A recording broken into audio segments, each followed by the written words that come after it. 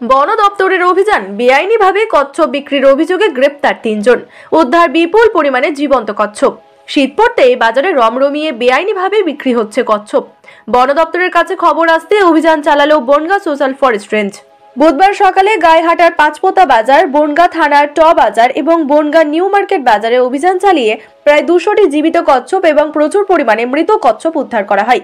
বন দপ্তর সূত্রে খবর, বাজারে বসে বিক্রি করার সময় কচ্ছপগুলিকে উদ্ধার করা হয়। পাশাপাশি বাজারের বিভিন্ন ঘরে প্রচুর পরিমাণে কচ্ছপ মজুত রাখার অভিযোগে ৩ জনকে গ্রেপ্তার করেছে বন দপ্তর।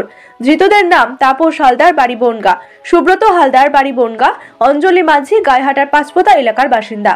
সূত্রের খবর, জানা গিয়েছে বন দপ্তরের আধিকারিকরা গাইহাটার পাঁচপোতা বাজারে অভিযান চালাতে বস্তা ভর্তি করে কচ্ছপ লুটিকে ফেলা হয়।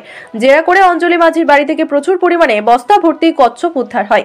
পাশাপাশি ট বাজার এলাকায় একটি ঘরের মধ্যে বসে গোপনে কচ্ছপ কেটে বিক্রি করার পরিকল্পনা করেছিল তাপস হালদার।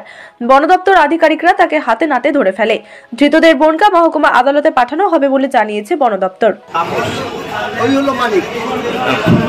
কি ঘর ভেঙে না মানে দরজা ভেঙে ওই কিছু খোলা টোলা পেয়েছে, আরো দোকানে ছিল, দোকান থেকে কচ্ছপ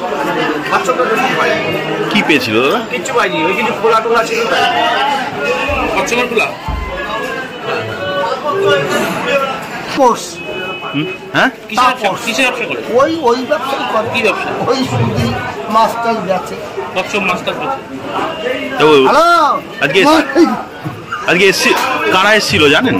আপনাদের শাড়িগুলো কতগুলো মেয়ে ছেলে ছিল, পুরুষ ছিল, সব চলে গেছে, নিয়ে গেছে, বেরিয়ে গেছে, নিয়ে গেছে। তারপর তারপরেও নিয়ে গেছে।